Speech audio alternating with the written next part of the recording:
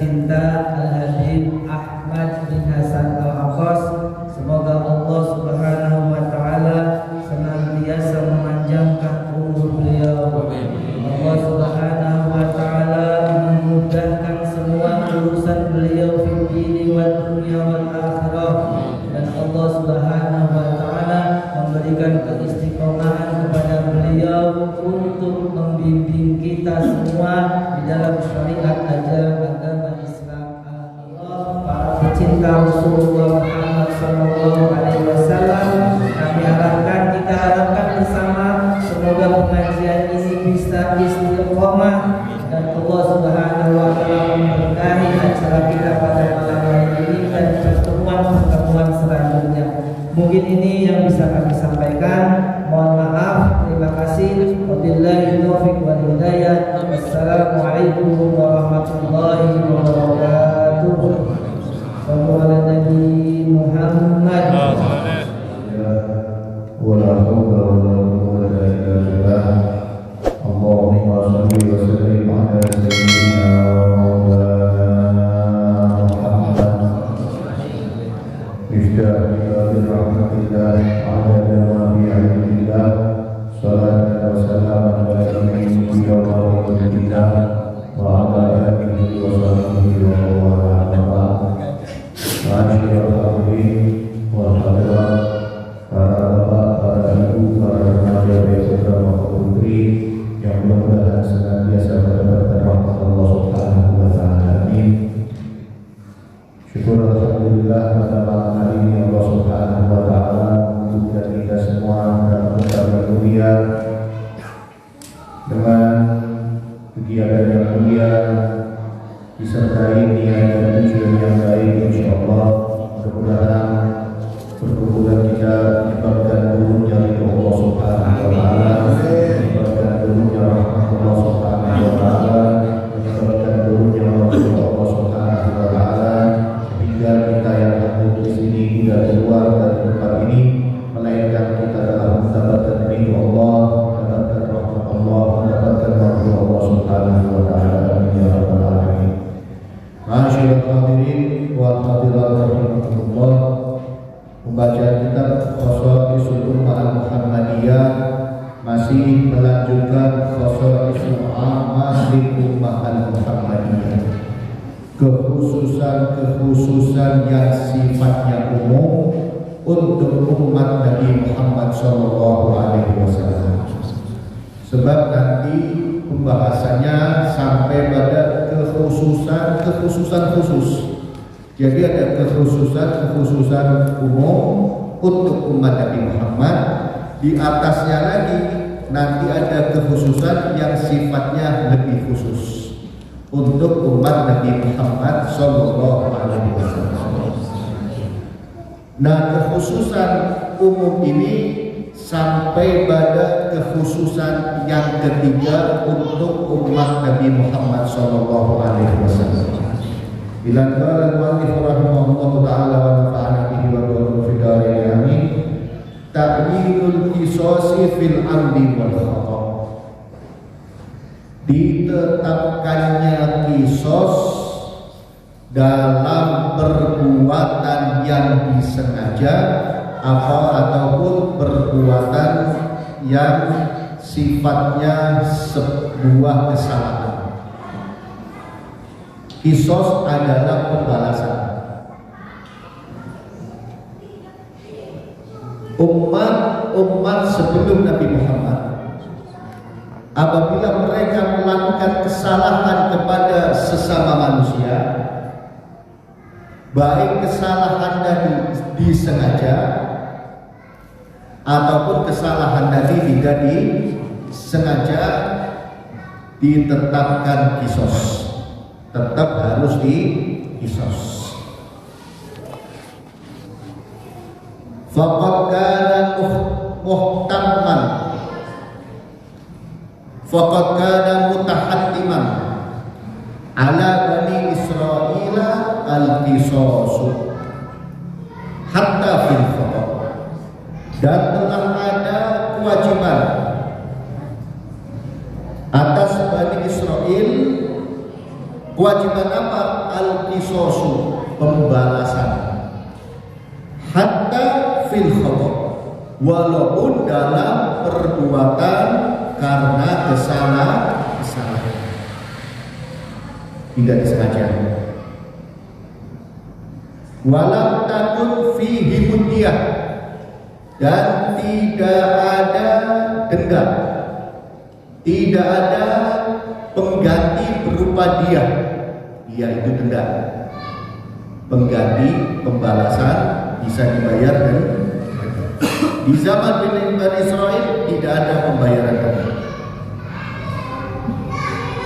Fi nafsin au jurhin, baik karena membunuh atau melukai.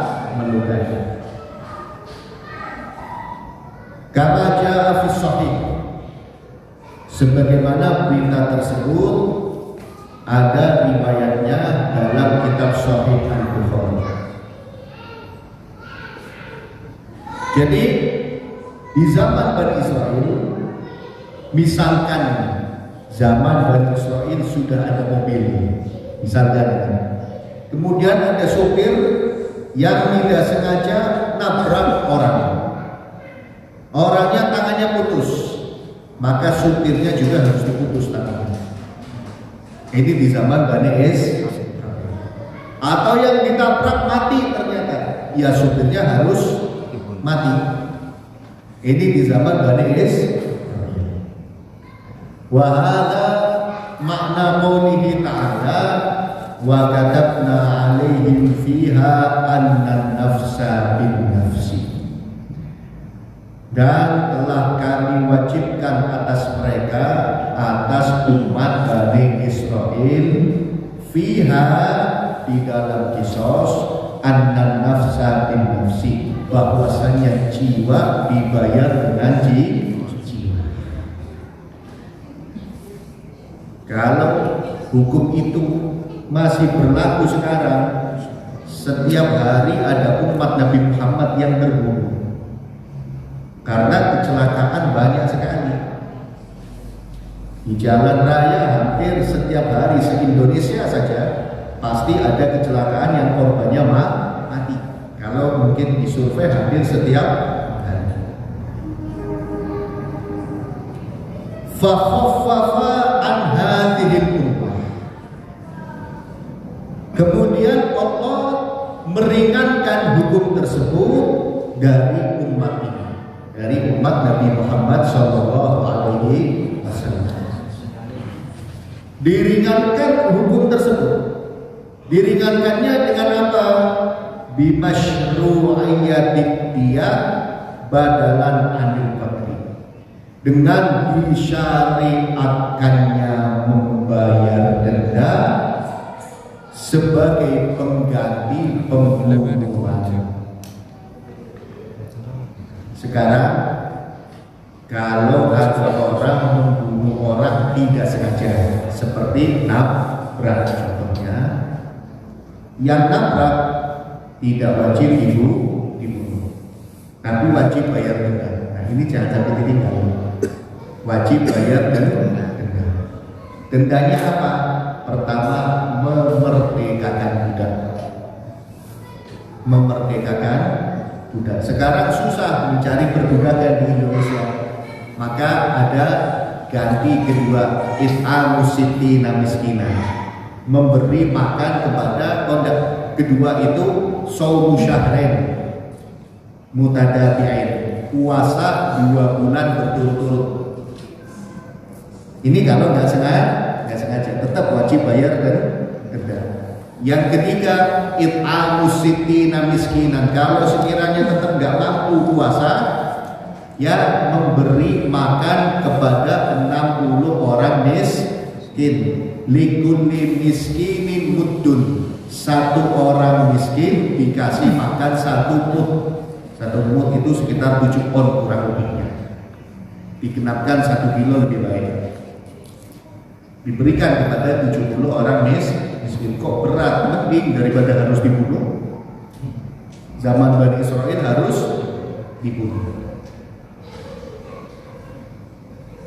Liman afa min minal awliya'i, bagi orang yang telah mendapatkan ampunan dari auliyanya, dari wali-walinya si korban.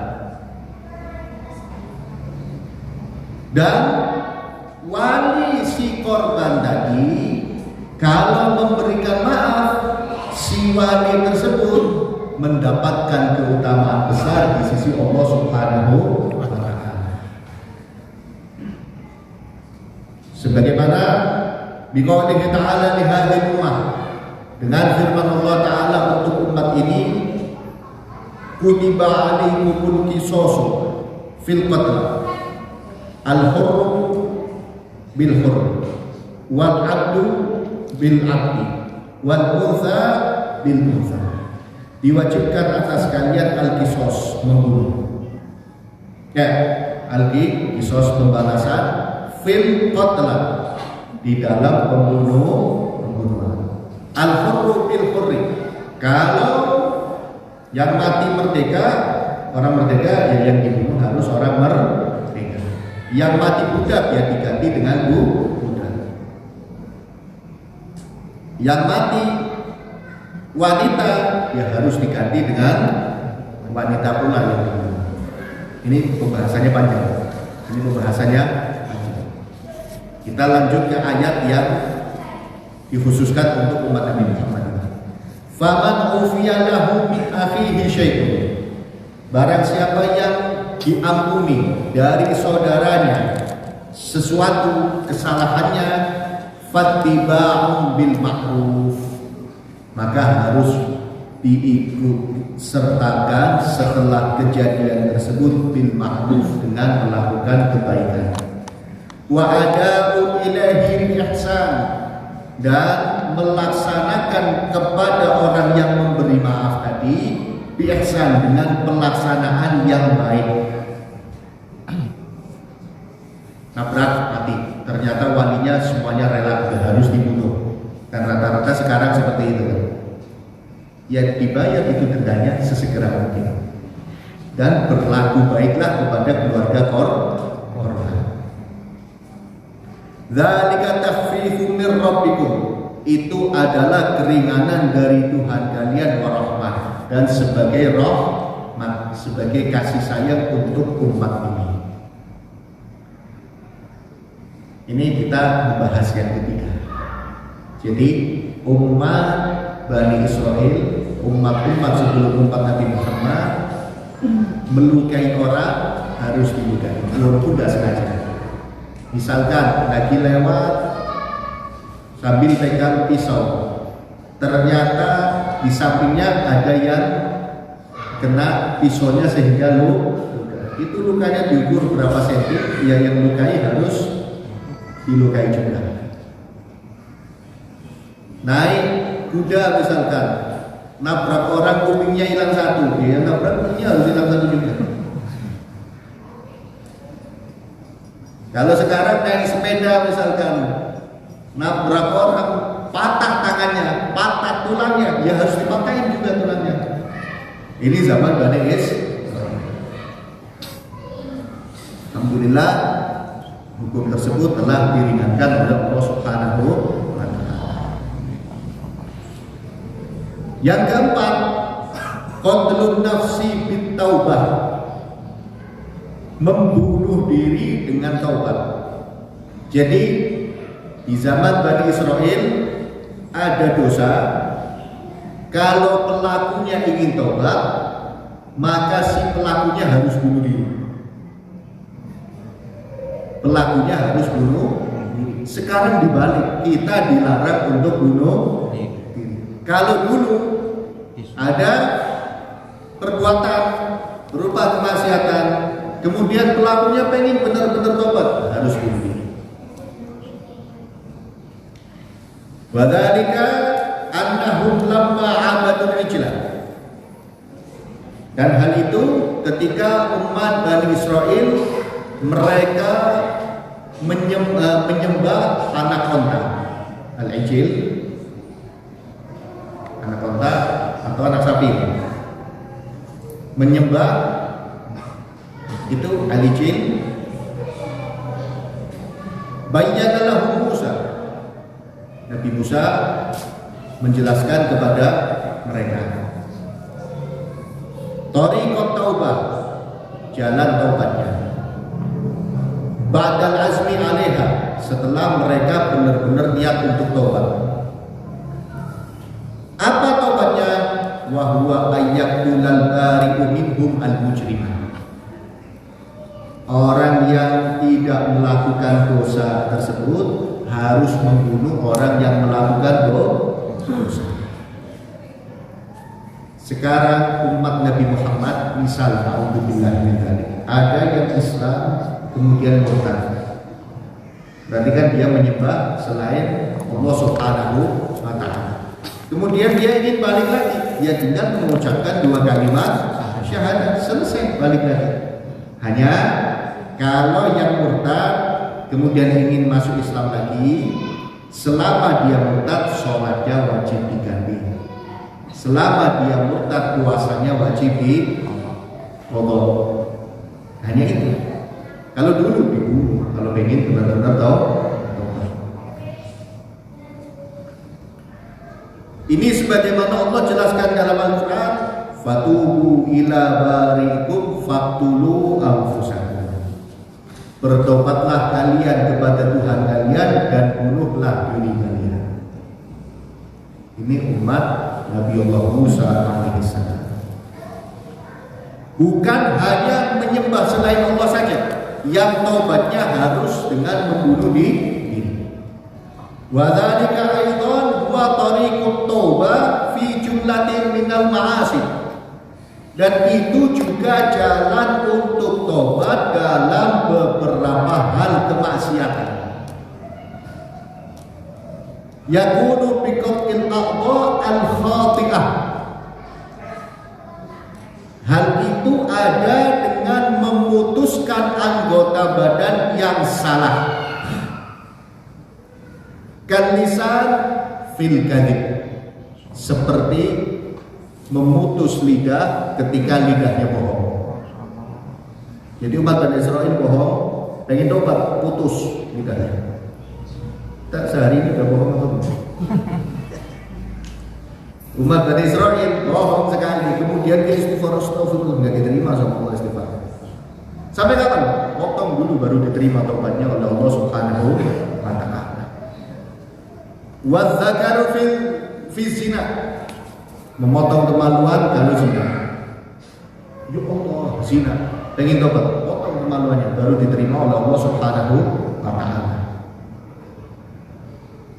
Wa fathil ayn fi nadhari ila al-ajnabiyyah, dan mencungkil mata ketika dia melihat wanita yang bukan mahramnya dan bukan istrinya.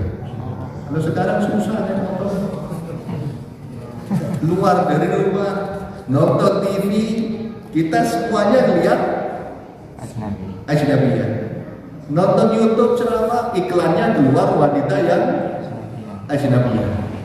Dulu lihat wanita ajnabiyah kayak gini, kemudian dia istighfar, astagfirullah, saya dosa gak diterima oleh Allah.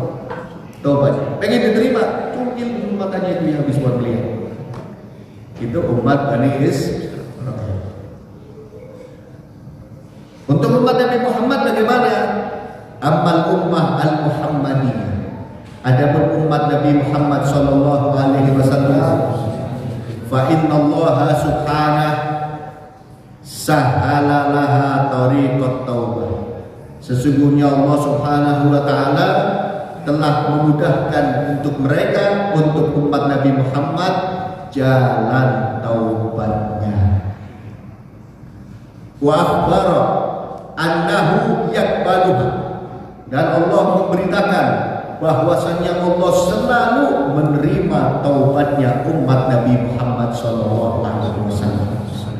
Wa ya'fu 'anis sayyi'at, dan Allah selalu mengampuni semua kesalahan umat Nabi Muhammad sallallahu alaihi wasallam tanpa batas.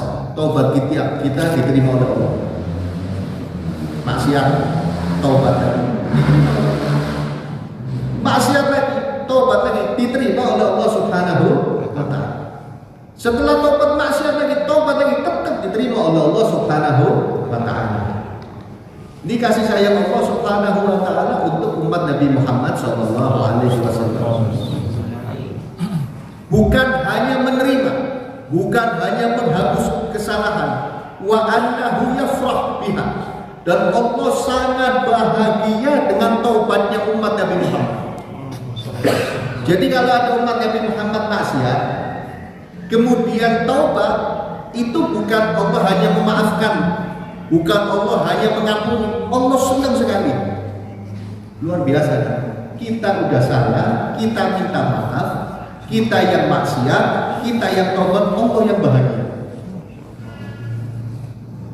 Asyadda min farahil ummi biwaladihar radhi'il ghaib anha. Dan bahagianya Allah terhadap umat Nabi Muhammad yang mau tobat itu kalau diibaratkan lebih bahagia daripada seorang ibu yang kehilangan anaknya yang masih disusui kemudian ketemu. Kita bayangkan kalau ada ibu anaknya yang masih susu tiba-tiba hilang. Kan sedihnya luar biasa. Tiba-tiba ketemu, seneng apa enggak? Senang. Senengnya luar biasa.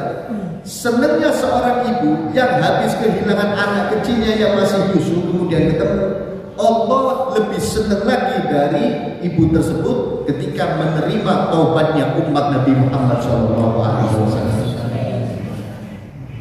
Luar biasa. Orang tua anaknya sakit, sehat. Setelah sakit sehat itu senang luar biasa. Setrum kemudian masih hidup itu senang luar biasa. Ini contoh. Senangnya luar biasa. Apalagi seorang ibu punya anak umur setahun, habis disusui ditaruh, ibunya masuk keluar lagi ternyata anaknya gak ada hilang. Dicari, ternyata anaknya pindah tidur misalkan ke musola. Senangnya luar biasa itu. Rasa bahagia tersebut belum apa-apanya dengan rasa bahagianya Allah Subhanahu wa Ta'ala ketika menerima taubatnya umat Nabi Muhammad dari maksiatnya. Makanya Bapak Ibu, ma'asyiral hadirin wal hadirat, ketika kita terjerumus dalam kemaksiatan, jangan kecil hati untuk taubat. Diterima apa enggak? Diterima. Waduh, dosa saya numpuk, sia hidup jangan seperti itu. Tinggal istighfar aja, nggak mungkin sial. Bahkan Allah bahagia. Yang sial itu kalau sudah maksiat nggak mau taubat, sial dia itu berarti kurang ajar sama Allah Subhanahu wa Ta'ala. Selama kita maksiat, kemudian kita mau taubat, Allah bahagia. Tapi jangan sengaja. Maksiat dulu nanti taubat bikin seneng Allah di sana. Ini kalau kita terjerumus dalam kemaksiatan, kita nggak sengaja niat maksiat, dan sudah sering maksiat, apalagi sengaja mau niat maksiat.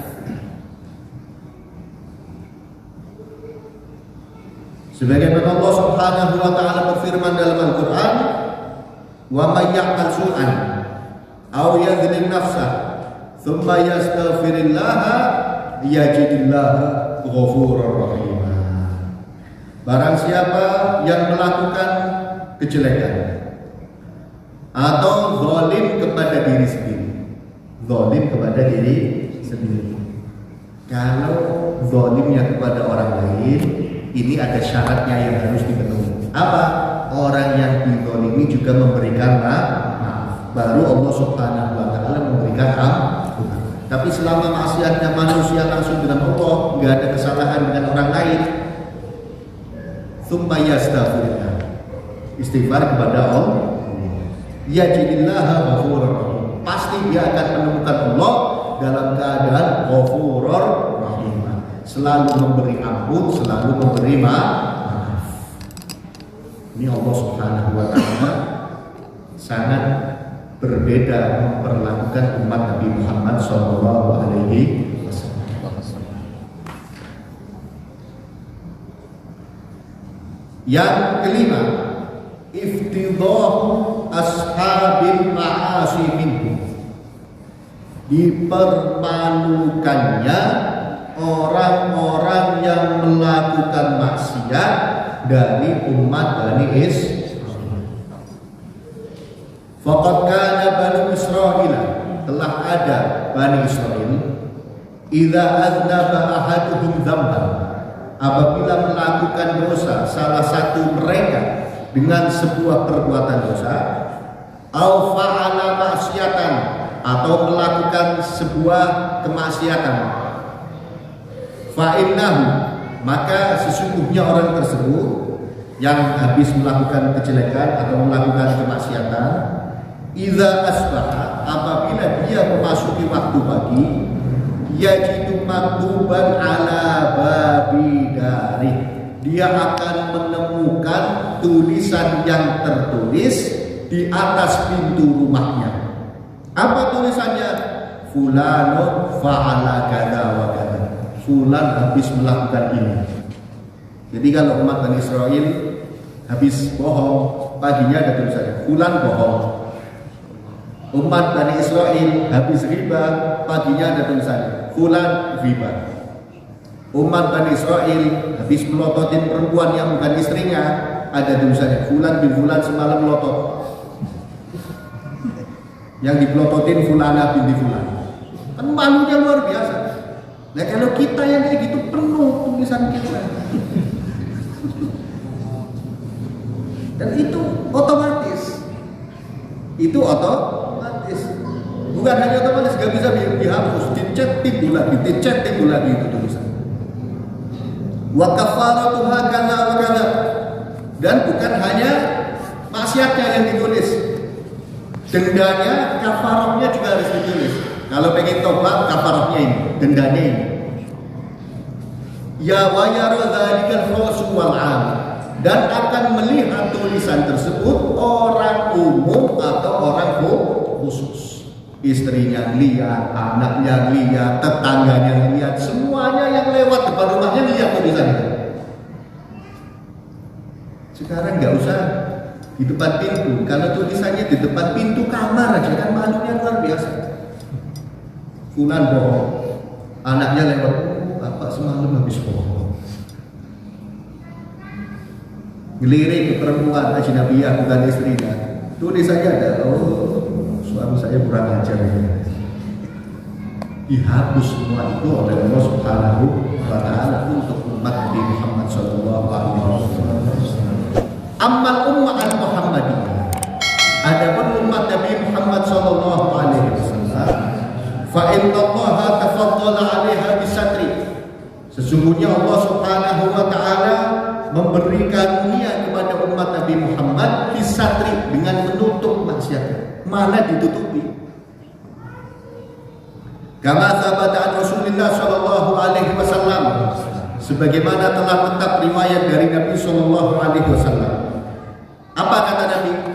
Kullu ummati mu'afan, setiap umatku semuanya dimaafkan oleh Allah Subhanahu wa Ta'ala. Illal mujahirin, kecuali orang-orang yang memang berterus terang dalam maksiat, menampakkan kemaksiatannya. Orang yang maksiatnya diem-diem, itu taubatnya lebih gampang. Mu'afan, diampuni oleh Allah Subhanahu wa Ta'ala. Yang penting mau taubat aja pasti diampuni oleh Allah. Illa mujahirin, kecuali orang-orang yang berterus terang dalam maksiat, menampakkan kemaksiatannya. Lah gambaran menampakkan kemaksiatan itu seperti apa? Apa zina di depan umum? Apa mabuk di depan umum? Termasuk. Tapi bukan hanya itu. Di sini Nabi menjelaskan, wa inna minal jihad, dan sesungguhnya daripada perbuatan terus terang dalam maksiat, ayat malam rajulu billaili amalan. Contohnya seseorang yang melakukan perbuatan dosa malam hari, tsumma yusbihu, kemudian dia masuk waktu pagi, wa qad satarahu Allah Ta'ala, dan Allah telah menutupinya. Dan Allah telah menutupinya. Malam dia maksiat sendirian, Masuk waktu pagi kan sudah ditutup oleh Allah Subhanahu wa Ta'ala. Enggak ada yang tahu. Fayaqul, kemudian dia ngomong, ya fulan, ngomong sama temennya, contoh misalnya, atau sama tetangganya, atau sama saudaranya, fulan, amiltu al-barih hatta kadza wa kadza. Aku semalam melakukan perbuatan ini dan itu. Sudah ditutupi malah diumbar sekali. Waqad bata yasturuhu rabbuh, dan dia telah memasuki waktu malam. Yasturuhu rabbuh, menutupinya Allah Subhanahu wa Ta'ala. Wa yusbih, dia masuk waktu pagi. Yakshifu sitrallah anhu, dia buka tutup Allah darinya. Nah, ini pun bagi orang yang dulunya maaf ahli maksiat atau preman, kemudian dia tobat. Yang dulu-dulu gak usah dicerita-ceritain. Kalau dicerita-ceritain itu seakan-akan bangga. Saya dulu malak orang sehari dapat 100.000 biasa. Lah udah tobat kok cerita malaknya itu. Saya dulu kalau judi nggak pernah kalah. Sekarang tobat. Ini sudah ditutup oleh Allah. Kenapa dia harus cerita? Ini keistimewaan Allah, keistimewaan umat Nabi Muhammad yang diberikan oleh Allah Subhanahu wa Ta'ala. Al-mu'akhadzatu bihaditsin nafsi ma lam ta'malul jawarih wallahu a'lam bissawab. Bismillahirrahmanirrahim.